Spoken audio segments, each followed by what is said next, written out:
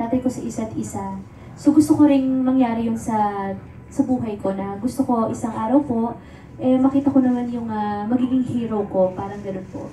Na talagang magtatanggol sa akin. So nung nakilala ko po si Coco bilang pulis, dahil nga siguro pulis siya siguro talaga yung tatanggol sa akin everyday. Wow.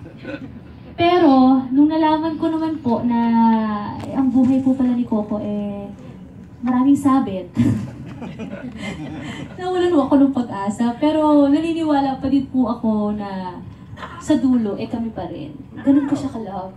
Hindi naman first time, di ba? Together, you start in a movie na Yes, before po. Yes. So, excited ulit akong makatrabaho po siya. So, ayun. Okay. Bella, please, your role in Ang Probinsyano. Okay, I play Carmen po, isang nurse na ambitious, gustong makapag-abroad, gustong umangat sa buhay. Pero dahil sa pag-ibig, medyo naudlot yung mga plano ko. So I'm gonna play Coco's wife, Carmen. Medyo parang napasubo ako, parang hindi ko alam na ganun yung mangyayari sa akin, na magkakaroon ako ng pamilya, magkakaroon ako ng anak. Pero like Angeline's character, parang yung character ko naniniwala meron siyang hero na dadating. So yun, meron naman. Papasalamat sa ABS-CBN for giving me this chance, and Boss Deo, and of course Coco for making me part of the cast. Ngayon po yung role ko po dito, magkapatid po kami ni Susan.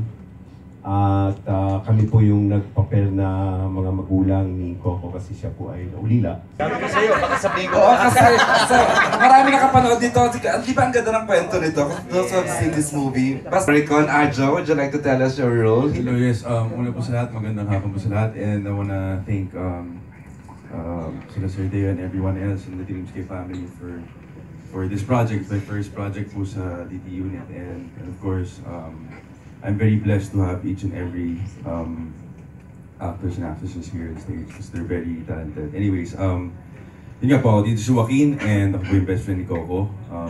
Sa wakas, nagkatuloy na magkatrabaho kami. Correct. And I'm, twisted character. One of the characters nung na-explain po sa akin, it's one of the characters siguro na ma-challenge po talaga ako. And ang tatay ko po dito is si Mr. Albert Martinez. So, hopefully, mapulo. Yan. Yun lang po. I play... Ang ganda ng pangalan ko dito for a change. B-Boy. Serious? Thank you for allowing us to use your B-Boy. B-Boy. Former police na medyo disappointed the way na trato ang ating mga kapulisan. So, gusto niyang iayos to at bigyan ng mas magandang respeto ang mga pulis, pero in his own twisted way. Please. Ang ginagampanan kong papel ay Lola. Lola ni Coco Martin. Lola ka naman. Sa teleserye at sa tunay na buhay.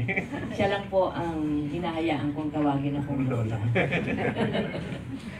Thank you, Tita Susan. Coco, your role here. Ako po si Cardo, isang ordinaryong tao na ang pangarap niya mula ng bata ay maging pulis. And then yun, pinagdaanan ko lahat ng klaseng training. And then hanggang nakilala ko yung napangasawa ko, si Carmela. And then yun, hanggang sa buhay ng isang pulis, ano ba yung pang-araw-araw na hinaharap niya sa buhay, sa kanyang trabaho at sa kanyang pamilya. Yun po. Okay.